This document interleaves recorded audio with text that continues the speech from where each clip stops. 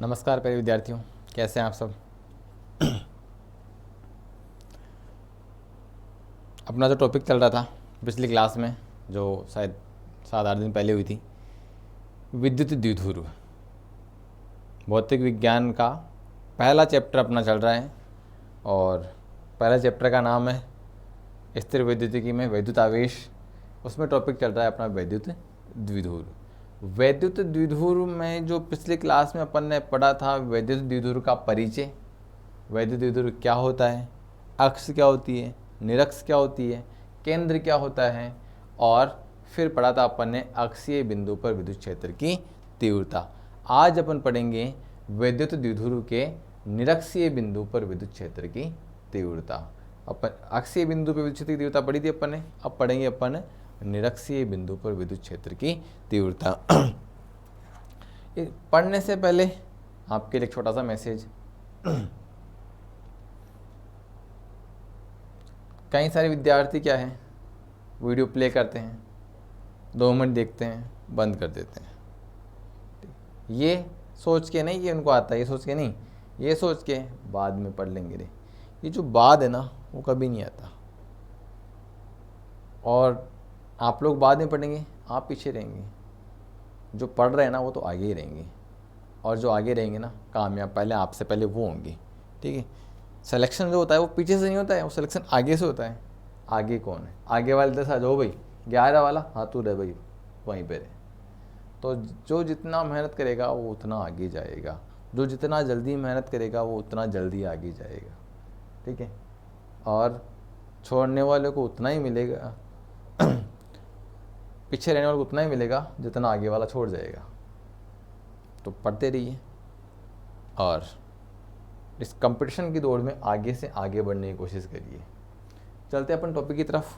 वैद्युत द्विध्रुव या विद्युत द्विध्रुव, इलेक्ट्रिक डाइपोल। अपना पहला हेडिंग है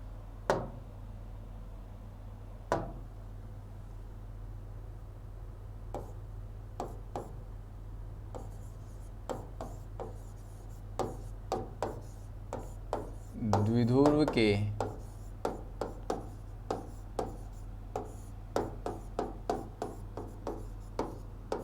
निरक्षीय बिंदु पर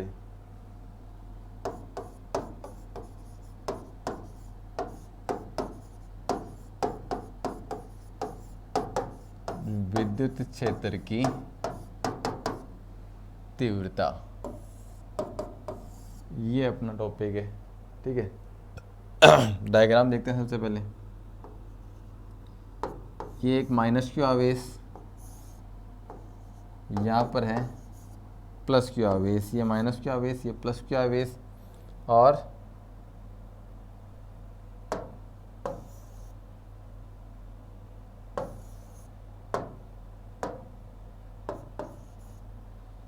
इन दोनों के बीच की दूरी है 2a। दूरी कितनी है दोनों के बीच की? 2a।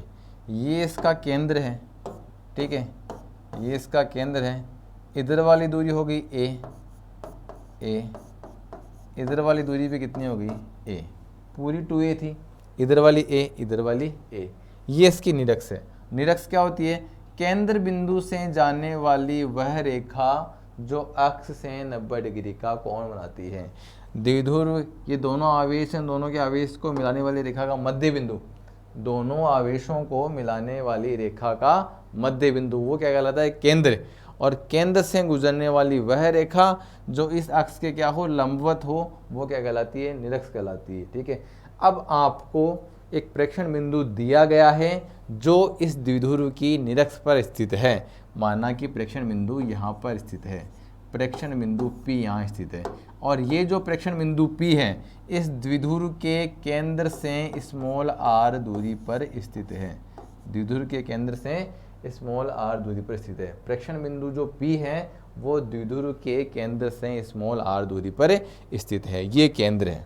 ठीक है। प्रेक्षण बिंदु P यहाँ पर है, ये दूरी है स्मॉल r। इस केंद्र की ये दूरी कितनी है? Small a। ये वाली दूरी कितनी है? Small a। ठीक है। अब आपको दूरी निकालनी है प्रेक्षण बिंदु की प्लस क्यू आवेश से। ठीक है। प्रेक्षण बिंदु की प्लस क्यू आवेश से दूरी निकालनी है।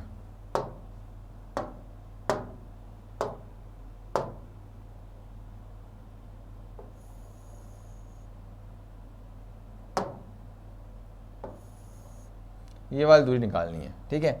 अब देखिए ये एक समकोण त्रिभुज बन रहा है, ये वाला एक समकोण त्रिभुज बन रहा है, इसमें ये लंब R है, ये आधार A है, तो कर्ण हो जाएगा कर्ण, ठीक है। कर्ण स्क्वायर बराबर क्या होता है, आधार स्क्वायर प्लस लंब स्क्वायर। कर्ण बराबर क्या हो जाएगा, अंडर रूट ऑफ आधार स्क्वायर प्लस लंब स्क्वायर, और कर्ण बराबर अंडर रूट ऑफ आधार, आधार की जगह क्या आ जाएगा, a स्मॉल a प्लस लंब क्या हो जाएगा, स्मॉल r, तो ये आ जाएगा। ये वाली दूरी कितनी आ गई, under root of a square plus r square, तो ये वाली दूरी आ जाएगी अंडर रूट ऑफ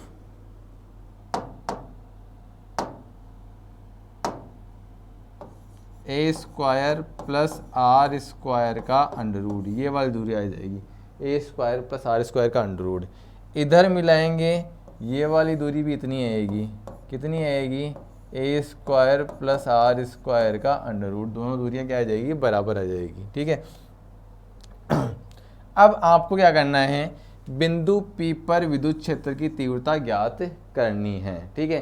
तो बिंदु P पर विद्युत क्षेत्र प्लस क्यू आवेश के कारण भी रहेगा, और बिंदु P पर विद्युत क्षेत्र माइनस क्यू आवेश के कारण भी रहेगा। बिंदु P पर विद्युत क्षेत्र जो है वो प्लस क्यू आवेश के कारण भी रहेगा, और बिंदु P पर विद्युत क्षेत्र माइनस क्यू आवेश के कारण भी रहेगा। अब अपन ने पिछले वीडियो में पढ़ा है कि प्लस क्यू आवेश के कारण विद्युत क्षेत्र की जो दिशा होती है वो बाहर की ओर होती है। प्लस क्यू आवेश यानी धनात्मक आवेश के कारण विद्युत क्षेत्र की जो दिशा होती है वो लंबवत बाहर की ओर होती है, तो इस प्लस क्यू के कारण दिशा होगी इधर की तरफ, E प्लस क्यू, ये रहेगा E प्लस क्यू के कारण इधर की तरफ रहेगी। और माइनस क्यू आवेश के कारण इस बिंदु P पर माइनस क्यू के कारण भी रहेगी दिशा, ठीक है। तो माइनस क्यू आवेश के कारण विद्युत क्षेत्र की तीव्रता रहेगी अंदर की ओर, इधर की तरफ रहेगी। माइनस क्यू आवेश के कारण इधर की तरफ रहेगी, तो E माइनस क्यू ये इधर की तरफ रहेगा, ठीक है। प्लस क्यू ऊपर की तरफ, माइनस क्यू नीचे की तरफ, अंदर की तरफ, ठीक है। तो ये तो इस बिंदु P पर दिशाएं हो गई, ठीक है। अब आगे अपन पढ़ने से पहले क्या करते हैं, ये आप लोग नोट डाउन कर लेंगे। हेडिंग लगाने के बाद में डायग्राम बाद में बनाएंगे, पहले आप यह डायग्राम बनाने के बाद में लिखेंगे, जो लिखेंगे वो मैं बोल रहा हूँ। चित्रानुसार विद्युत द्विध्रुव के केंद्र से स्मॉल r दूरी पर स्थित निरक्षीय बिंदु कैपिटल P पर विद्युत क्षेत्र की तीव्रता ज्ञात करनी है। ये आप लोग लिख लेंगे नोट्स में, ये डायग्राम बना लेंगे। फिर डायग्राम बनाने के बाद में लिखेंगे नेक्स्ट लाइन से डायग्राम बनाने के बाद में, प्लस क्यू आवेश के कारण बिंदु P पर विद्युत क्षेत्र की तीव्रता, प्लस क्यू आवेश के कारण बिंदु P पर विद्युत क्षेत्र की तीव्रता, इस प्रकार से लिख देंगे।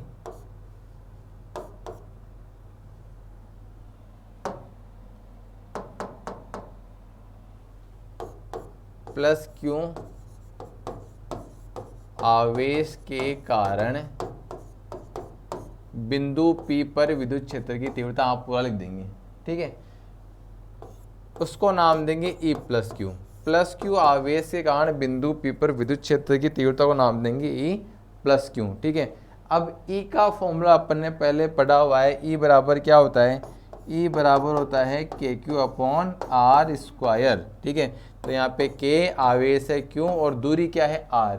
दूरी R क्या है, दूरी कौन सी, आवेश और प्रक्षेपण बिंदु के बीच की दूरी। तो आवेश और प्रक्षेपण बिंदु के बीच की दूरी ये है, कितनी है, under root of A square plus R square, ये दूरी है, R की जगह ये है, तो इसका क्या आ जाएगा, होल स्क्वायर आ जाएगा। समझ में आ जाएगा, मतलब कि E बराबर क्या होता है, KQ upon R square. K क्या है, नियतांक है, ठीक है। K क्या है, नियतांक है। K की वैल्यू क्या होती है, K की वैल्यू होती है 9 गुणा 10 की घात 9 न्यूटन इंटू मीटर स्क्वायर पर कूलम स्क्वायर, K की वैल्यू होती है। क्यों क्या है, आवेश है, ये वाला आवेश है। और R क्या है, R है इस प्रेक्षण बिंदु की दिए गए आवेश से दूरी। R क्या है, प्रेक्षण बिंदु की दिए गए आवेश से दूरी, ठीक है। अब यहाँ पर R क्या है, यहाँ पे R का मान दूरी कितनी है, यहाँ पर दूरी है ये इतनी, कितनी है दूरी, √(a² + r², ये है इस प्लस के आवेश से प्रेक्षण बिंदु P के बीच की दूरी, ये है। ठीक है, ये यहाँ रख दी और फिर r का स्क्वायर तो इसका भी क्या आ जाएगा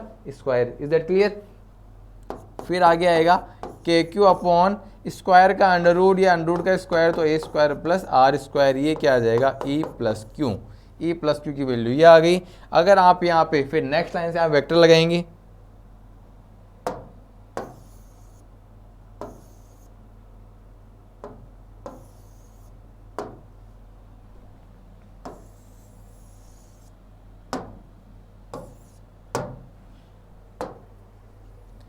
नेक्स्ट लाइन से फिर अपन लगाएंगे E+Q वेक्टर बराबर क्या हो जाएगा KQ अपॉन a² + r², और दिशा हो जाएगी बाहर की ओर, जैसा कि डायग्राम में दिशा दिखाया गया है कि दिशा किधर की तरफ है, E+Q की बाहर की ओर। +Q आवेश के कारण विद्युत क्षेत्र की तीव्रता ये हो गई। ठीक है, उसके बाद में फिर सेम जैसा इधर क्या है, -Q आवेश के कारण, -Q आवेश के कारण विद्युत क्षेत्र प्रेक्षण बिंदु P पर विद्युत क्षेत्र की तीव्रता, -Q आवेश के कारण प्रेक्षण बिंदु P पर विद्युत क्षेत्र की तीव्रता, ये पूरा लिख देंगे।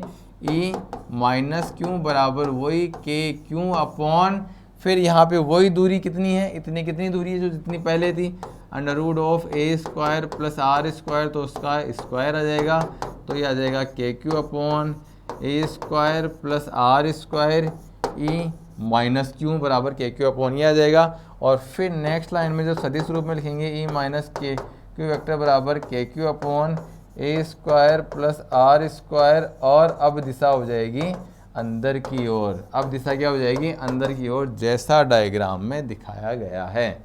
E+Q वेक्टर का मतलब है +Q आवेश के कारण विद्युत क्षेत्र की तीव्रता, E-Q वेक्टर का मतलब है -Q आवेश के कारण विद्युत क्षेत्र की तीव्रता। ठीक है, ये प्रेक्षण बिंदु P पर विद्युत क्षेत्र की तीव्रता अपन निकाल चुके हैं। ठीक है, अब इनका योग करना है। योग करेंगे क्योंकि अपने को परिणामी निकालनी है, अलग नहीं निकालनी कि +Q का इतनी है, -Q का इतनी है। अरे टोटल जोड़ के बताओ, टोटल जोड़ के बताओ। आपको ये पूछ रहा है कि 10th में कितने परसेंटेज बनेंगे, तो आप वो लास्ट में बता दो कि मेरे को 92 बनी है, 95 बनी है, 76 बनी है, 60 बनी है, लास्ट में बता दो। ऐसा बता दो कि देखो मेरे 10th में हिंदी में तो 82 नंबर आए थे। भाई उससे मतलब नहीं है, टोटल कितने आए थे वो बता, टोटल परसेंटेज कितनी बनी थी वो बताओ। वो बात की बात है। फिर पर्टिकुलर मेरे जैसा आदमी पूछ ले कि मैथ में कितने आए थे ये बताओ, वो बात की बात है। ठीक है, तो यहाँ पर विद्युत क्षेत्र तीव्रता से मतलब क्या है कि आपने अलग अलग निकाल ली। भाई +Q के कारण ये है बाहर की ओर, -Q के कारण ये है अंदर की ओर, बट टोटल कितनी थी वो बताओ। ठीक है, वैद्युत द्विध्रुव का मतलब ये है कि दोनों के कारण सम्मिलित रूप से कितनी आएगी वो बतानी है। ठीक है, तो अब इनका क्या करना है, इनको जोड़ना है। दोनों सदिश राशियाँ हैं, विद्युत क्षेत्र की तीव्रता एक सदिश राशि है, तो इनका कौन सा योग होगा, सदिश योग होगा। सदिश योग करने के लिए ध्यान देना, आगे सदिश योग करने के लिए पहले इनके करेंगे घटक, पहले इनके करेंगे घटक। किस प्रकार से करेंगे,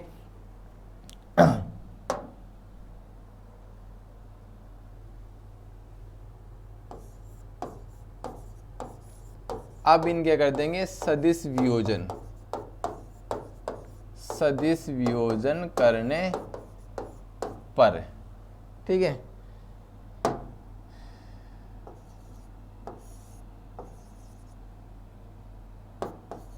ये -Q आवेश, ये +Q आवेश, इन दोनों के बीच की दूरी है ये 2a, ये इसका केंद्र है, इधर वाली दूरी है a, इधर वाली दूरी भी है a। ठीक है, यहाँ पर था प्रेक्षण बिंदु P, ये वाली दूरी अपन निकाल ही चुके थे, दोबारा निकालने की जरूरत नहीं है। ये वाली भी निकाल चुके थे, दोबारा निकालने की जरूरत नहीं है। अब क्या है, +Q आवेश के कारण E+Q इधर आएगी, E+Q ये आ गई। ठीक है, -Q आवेश के कारण E-Q इधर आएगा,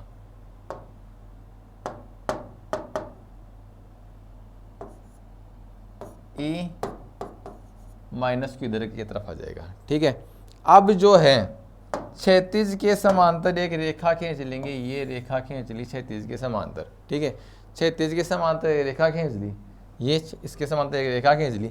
अब अगर ये वाला कोण थीटा है तो एकांतर कोण की वजह से ये वाला कोण भी क्या होगा, थीटा होगा। एकांतर कोण जानते हो ना, दो समांतर रेखाएं, एक रेखा ऐसे खींच ली तो ये वाला कोण और ये वाला कोण क्या होते हैं, एकांतर कोण होते हैं। ठीक है, ये वाला कोण और ये वाला कोण एकांतर कोण होते हैं। फिर ये वाला कोण सीधा भी कोण होता है तो ये कोण भी क्या होते हैं, बराबर होते हैं।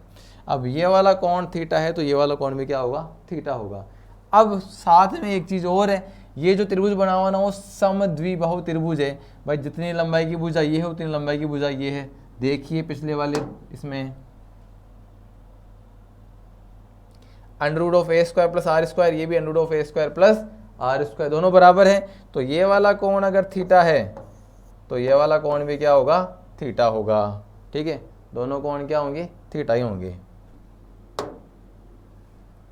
ये वाला कोण थीटा है तो ये वाला कोण भी क्या होगा, थीटा होगा। अब ये कोण थीटा है तो फिर ये वाला कोण भी क्या होगा, थीटा होगा। अब ये कोण लिखने से क्या होगा, अब इनके करेंगे घटक, इनके क्या करेंगे, घटक। ठीक है, सदिश वियोजन, सदिश वियोजन का नियम देख लीजिए क्या होता है। ये वेक्टर है r और ये कोण थीटा है, तो जिधर थीटा बन रहा है इस r वेक्टर के घटक करने हैं आपको, सदिश वियोजन करना है।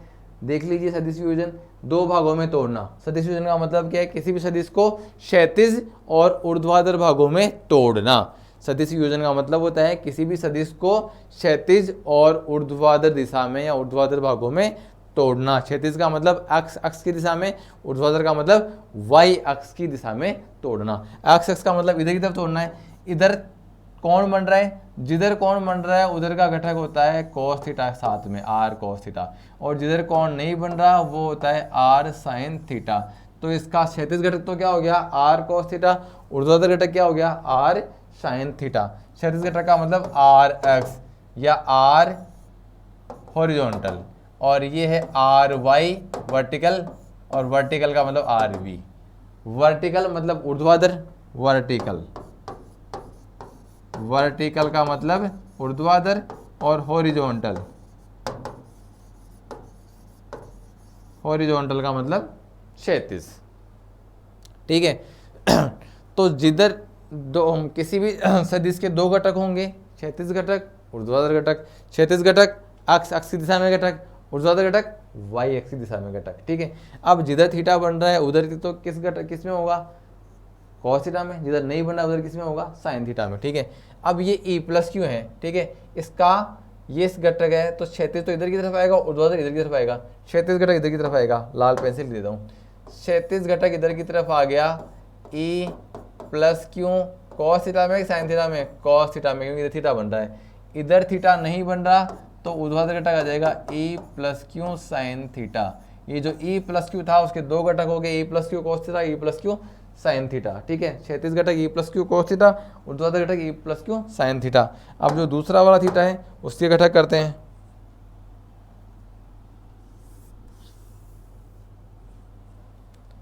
इसे घटक करेंगे, ये e माइनस क्यू इधर की तरफ है। ठीक है, इसका क्षैतिज घटक होगा इधर की तरफ अक्ष की दिशा में, और ये है e minus Q cos theta, क्योंकि थीटा बन रहा है। और ऊर्ध्वाधर घटक नीचे की तरफ होगा e minus Q sine theta. Plus Q के भी घटक हो गए और माइनस क्यू के भी घटक हो गए, इनको बोलते हैं सदिश वियोजन। ठीक है, घटक हमेशा दो ही दिशा में बनेंगे, या तो अक्ष की दिशा में या फिर वाई की दिशा में। अब देखो ये इधर की तरफ जा रहा था ना, तो ये इधर बन गया, ये इधर बन गया। अगर ऐसा नहीं होता,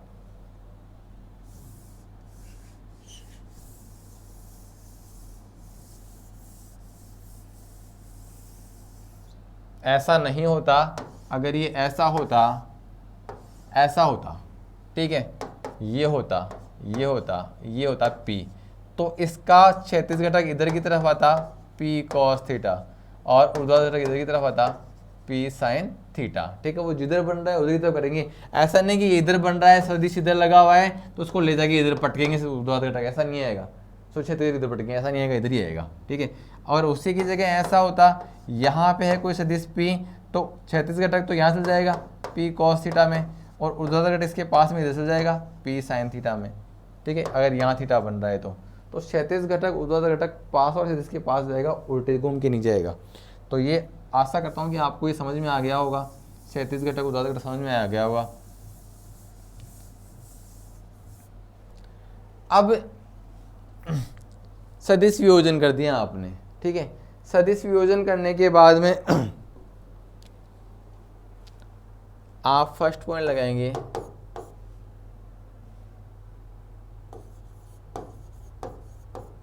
दिख रहा है, यस, ऊर्ध्वाधर दिशा में परिणामी तीव्रता, ऊर्ध्वाधर दिशा में परिणामी तीव्रता। ऊर्ध्वाधर का मतलब y दिशा में परिणामी तीव्रता। y दिशा में परिणामी तीव्रता है, उसको नाम दे दिया ई वर्टिकल। ऊर्ध्वाधर का मतलब होता है वर्टिकल, ध्यान रखिए, ऊर्ध्वाधर का मतलब क्या होता है वर्टिकल, क्षैतिज का मतलब क्या होता है हॉरिजॉन्टल, तो ई वर्टिकल नाम दे दिया। अब वर्टिकल दिशा में जो भी तीव्रताओं के घटक हैं उनको जोड़ना है। और वर्टिकल दिशा में एक तो ये है, एक ये है, ठीक है। अब ये ऊपर की तरफ जा रहा है, ये नीचे की तरफ जा रहा है, दोनों एक दूसरे के क्या है विपरीत हैं। विपरीत है तो एक को प्लस में ले लेंगे तो दूसरे को इसमें ले लेंगे माइनस में ले लेंगे, तो ई वर्टिकल बराबर आ जाएगा ई प्लस क्यू, ऊपर साइन थीटा को ले लिया प्लस में, नीचे E minus Q sine theta, ठीक है। E plus Q, E plus Q की वैल्यू देखिए, ई प्लस क्यू की वैल्यू ये रही K Q upon A square plus R square, ये रही, नीचे वेक्टर लगा हुआ है K Q upon A square plus R square, K Q upon A square plus R square sine theta minus, अब ई माइनस क्यू की value देखिए ये रही K Q upon A square plus R square, sorry K Q upon A square plus R square sine theta. E vertical निकाल रहे अपन, देखो दोनों equal हैं, कट जाएगा तो ई वर्टिकल क्या आ जाएगा जीरो आ जाएगा, ई वर्टिकल बराबर क्या आ जाएगा जीरो आ जाएगा। मतलब ऊर्ध्वाधर दिशा में परिणामी विद्युत क्षेत्र की तीव्रता क्या होगी शून्य होगी, इसके नीचे ही लिखेंगे, अर्थात ऊर्ध्वाधर दिशा में परिणामी विद्युत क्षेत्र की तीव्रता क्या होगी शून्य होगी। ये ऊर्ध्वाधर दिशा में परिणामी तीव्रता निकाल ली। फिर सेकंड पॉइंट लगाएंगे क्षैतिज दिशा में, फिर सेकंड पॉइंट है अपना क्षैतिज दिशा में परिणामी तीव्रता, क्षैतिज दिशा में परिणामी तीव्रता ई हॉरिजॉन्टल, ई हॉरिजॉन्टल बराबर निकालेंगे। तो अब ऊर्ध्वाधर दिशाओं को क्षैतिज दिशा में जो भी सदिश हैं, जो भी वियोजन करने में जो भी सदिशाएं हैं, क्षैतिज दिशा में जो भी तीव्रताएं आई हैं, एक है दो है तीन है, उनको सबको क्या करना है जोड़ लेना है। तो क्षैतिज दिशा में एक तो ये है लाल पेन से लिखी हुई है E plus Q cos theta, एक तो है E plus Q cos theta इधर की तरफ, और दूसरी भी इधर की तरफ है, दोनों एक ही दिशा में, दोनों को जोड़ देंगे। अगर एक दूसरे के विपरीत होती, अगर एक दूसरे के विपरीत होती तो एक को प्लस में एक को माइनस में लेते, दोनों एक ही दिशा में है तो दोनों को ही क्या लेंगे प्लस में लेंगे, E plus Q cos theta E minus Q cos theta. E plus Q का मान अभी पर ने लिखा था K Q upon R square plus A square ये कॉस थीटा, इसका मान भी K Q upon R square plus A square ये कॉस थीटा बराबर क्या आ गया 2 K Q upon R square plus A square cos theta, ये आ गया। ये किसका मान आ रहा है ई हॉरिजॉन्टल का मान आ रहा है, ठीक है। और कॉस थीटा बराबर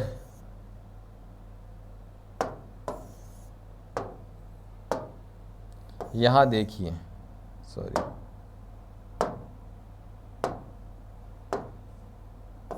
कॉस थीटा बराबर क्या होता है आधार बटे में कर्ण।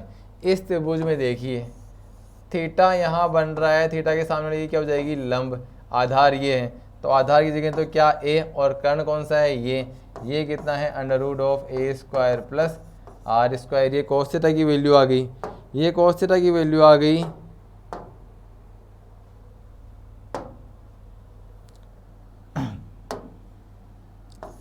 तो ई हॉरिजॉन्टल बराबर क्या हो जाएगा 2 K Q upon R square plus A square cos theta की जगह A under root of R square plus A square बराबर आ जाएगा 2 के क्यू ए और नीचे आ जाएगा R square plus A square की पावर, देखो एक तो यहाँ पर है, एक अंडर रूट का मतलब क्या है आधी, तो कितनी हो जाएगी 3/2, 2k/q_a, ये a है, 2k/q_a r² प्लस a² की पावर 3/2, ये ई हॉरिजॉन्टल आ गया। तो मतलब क्या आया है, ई वर्टिकल निकाला आपने, तो ई वर्टिकल का मान क्या आया 0, ई हॉरिजॉन्टल का मान क्या आया 2k/q_a upon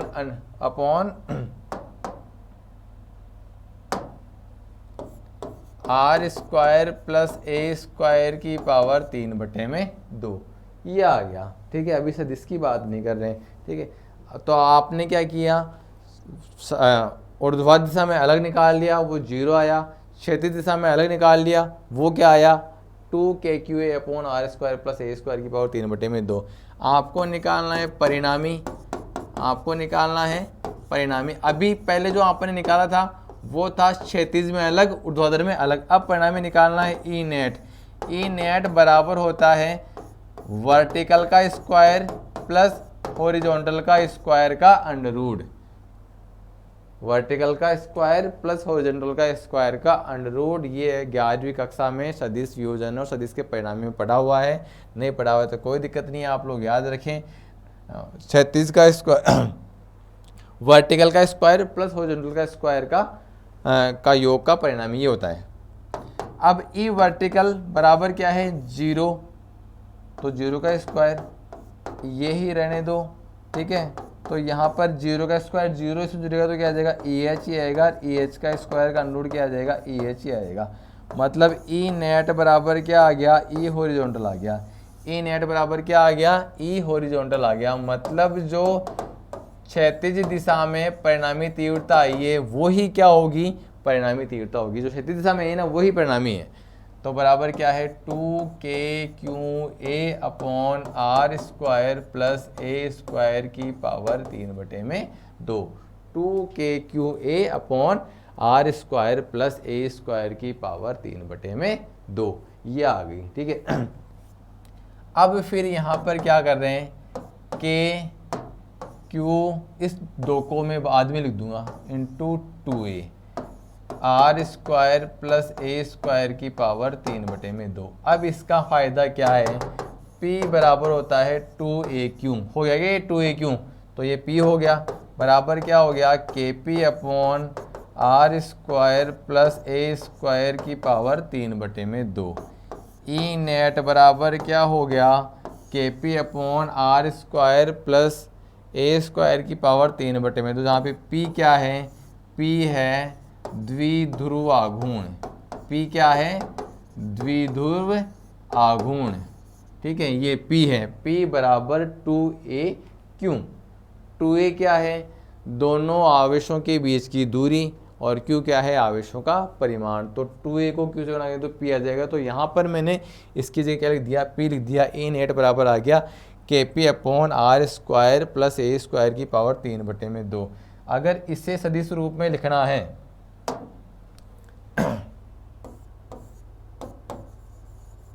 E net vector बराबर kp upon r² plus a² की पावर 3/2। अब सदिश रूप में लिखेंगे तो दिशा किधर की तरफ है वो देखिए। ठीक है, दिशा देखने के लिए ये देखो, ई ने अभी अपन ने ये पढ़ा, यहाँ पे देखिए एक बार ई नेट बराबर ई हॉरिजॉन्टल, मतलब कि हॉरिजॉन्टल का मतलब क्या है, क्षैतिज दिशा में जो तीव्रता है ना वही परिणामी तीव्रता है। क्षैतिज दिशा में जो तीव्रता आई है वही क्या है, परिणामी तीव्रता है। अब क्षैतिज दिशा में तीव्रता किधर की तरफ है, क्षैतिज दिशा में तीव्रता की दिशा इधर की तरफ है। ठीक है, मतलब कि प्लस क्यू आवेश से माइनस क्यू आवेश की तरफ है। ठीक है, तो दिशा हो जाएगी प्लस क्यू आवेश से माइनस क्यू आवेश की ओर। ठीक, अब पिछली बार जो अक्षीय बिंदु भी निकाला था, अगर आप लोगों को याद है, आप लोगों ने ध्यान से पढ़ा है, तो अक्षीय बिंदु पर जो दिशा थी वो थी माइनस क्यू से प्लस क्यू ओर की तरफ। अभी किधर की तरफ है, प्लस क्यू से माइनस क्यू की तरफ। अब जो पिछली बार वाला वीडियो था, पिछली बार वाला टॉपिक था, उसमें दिशा थी माइनस क्यू से प्लस क्यू की तरफ, उसको लिखा था अपन ने द्विध्रुव आघूर्ण की दिशा में, क्योंकि जो द्विध्रुव आघूर्ण होता है P बराबर 2aq, द्विध्रुव आघूर्ण क्या होता है P बराबर 2aq, इसकी दिशा हमेशा माइनस क्यू से प्लस क्यू की ओर रहती है। द्विध्रुव आघूर्ण की दिशा माइनस क्यू से प्लस क्यू की ओर रहती है। अभी जो अपने तीव्रता आई है वो प्लस क्यू से माइनस क्यू की ओर ऐसे आई है, तो अपन इसको लिख सकते हैं, दिशा को लिखते हैं, दिशा को लिखेंगे द्विध्रुव आघूर्ण की दिशा के विपरीत, द्विध्रुव आघूर्ण की दिशा के विपरीत। ई नेट बराबर आ गया kp/r² प्लस a² की पावर 3/2 और दिशा है द्विध्रुव आघूर्ण की दिशा के विपरीत। मतलब द्विध्रुव आघूर्ण की दिशा होती है माइनस क्यू आवेश से प्लस क्यू आवेश की तरफ, और इसकी दिशा हो जाएगी प्लस क्यू आवेश से माइनस क्यू आवेश की तरफ निरक्षीय बिंदु पर। ठीक है, अब फिर आगे जैसा अपन ने पिछली बार पढ़ा था, लघु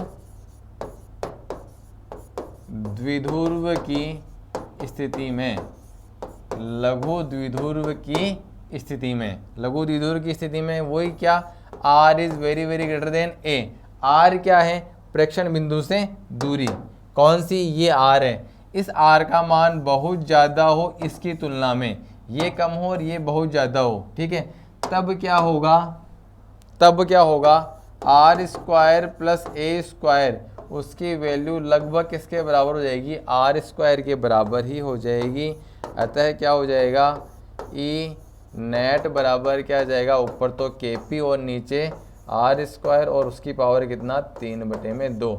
अब घात के ऊपर घात तो घाते गुणा हो जाती है, r² की पावर 3/2 है ना, तो घाते गुणा हो जाएगी 2 गुणा 3/2, 2 से 2 कट जाएगा, बराबर क्या आ जाएगा, r³ आ जाएगा। तो ये आ गया kp/r³। ठीक है, ये क्या आ गया, kp/r³। मतलब निरक्षीय बिंदु पर अर्थात ई निरक्ष जो है, ई निरक्ष जो है वो क्या आ गया, kp/r³। ठीक है, या ई निरक्ष वेक्टर बराबर क्या आ गया, kp/r³ और दिशा हो जाएगी, दिशा लिख देंगे द्विध्रुव आघूर्ण की दिशा के विपरीत, दिशा ये हो जाएगी द्विध्रुव आघूर्ण की दिशा के विपरीत। ये हो जाएगा निरक्षीय बिंदु पर विद्युत क्षेत्र की तीव्रता। ठीक है, अब इसके नीचे आप एक नोट लिखेंगे। पहला नोट ये लिखेंगे कि द्विध्रुव के अक्षीय बिंदु पर, द्विध्रुव के अक्षीय बिंदु पर विद्युत क्षेत्र की तीव्रता द्विध्रुव आघूर्ण की दिशा में होती है, जबकि निरक्षीय बिंदु पर विद्युत क्षेत्र की तीव्रता द्विध्रुव आघूर्ण की दिशा के विपरीत होती है। ये एक नोट लिख देंगे। ठीक है, फिर उसके आगे ये अक्षीय निरक्षीय बिंदु वाला जो टॉपिक है वो खत्म हो गया। उसके आगे एक हेडिंग लगाएंगे,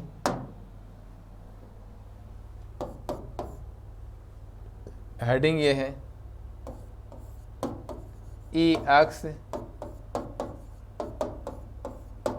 एवं ई निरक्ष में संबंध। अब अक्षीय बिंदु पर अपन ने ई अक्ष बराबर पढ़ा था 2 kp/r³ और निरक्षीय बिंदु पर ई निरक्ष बराबर पढ़ा अपन ने kp/r³। ठीक है, ये समीकरण 1 है, ये अक्षीय बिंदु पर, ये निरक्षीय बिंदु पर। आप क्या करेंगे, अक्षीय बिंदु यानी समीकरण 1 में समीकरण 2 का भाग लगा देंगे, बराबर 2 kp/r³ बटे में kp/r³, ये कट जाएगा, बराबर क्या आ जाएगा, 2 आ जाएगा। तो यहाँ से ई अक्ष बराबर क्या आ जाएगा, 2 गुणा ई निरक्ष, 2 गुणा ई अक्ष बराबर क्या आ गया, अक्षीय बिंदु पर जो विद्युत क्षेत्र की तीव्रता होती है वो निरक्षीय बिंदु पर विद्युत क्षेत्र की तीव्रता की क्या होती है, 2 गुनी होती है। मतलब निश्चित दूरी के लिए आर का मान दोनों जगह समान होना चाहिए, तब होगा ऐसा। यहाँ भी आर का मान, यहाँ पे भी आर का मान क्या है, समान होगा, तब होगा निश्चित दूरी। तो फिर आप इसके नीचे लिखेंगे, निश्चित दूरी के लिए अक्षीय बिंदु पर विद्युत क्षेत्र की तीव्रता निरक्षीय बिंदु पर विद्युत क्षेत्र की तीव्रता की 2 गुनी होती है। ठीक है, इस प्रकार से ये अक्षीय एवं निरक्षीय वाला कॉन्सेप्ट हो गया। आपको जैसे क्वेश्चन ये दे दें बिल्कुल इजी सा क्वेश्चन, ई निरक्ष बराबर 2.5 न्यूटन पर कूलाम, ई अक्ष बराबर ज्ञात कीजिए। बहुत इजी सा है।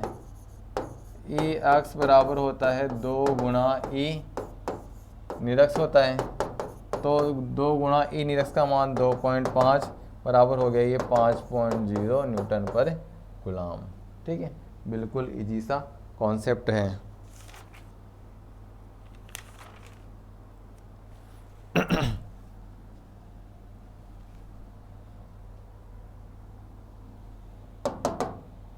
सॉरी, क्वेश्चन ये दे दिया,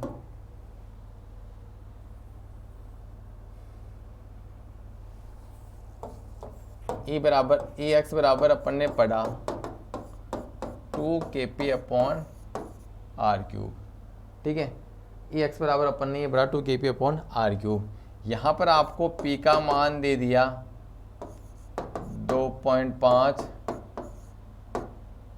गुणा 10 की घात -6 कूलाम इंटू मीटर। पी का मात्रक ये होता है। आर का मान दे दिया 2.5 गुणा 10 की घात -2 मीटर।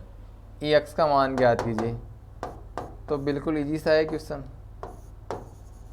ई एक्स बराबर 2 गुणा के का मान 9 गुणा 10 की घात 9, पी का मान ये लिखा हुआ है 2.5 गुणा 10 की घात -6 और इसका मान आर का मान 2.5 गुणा 10 की घात -2, 2.5 गुणा 10 की घात -2 गुणा 2.5 गुणा 10 की घात -2, ये हो गया। अब 2.5 से 2.5 तो कट जाएगा। ठीक है, अब आगे क्या बच गया 2 गुणा 9 गुणा 10 की घात 9 गुणा 10 की घात -6। नीचे क्या क्या बचा 2.5 गुणा 2.5, 2.5 गुणा 2.5 गुणा, अब ये देखो -2 -2 -2, ये हो गया 10 की घात -6 हो गया क्या, -2 -2 -2 इसके बाद -6, इससे ये कट जाएगा।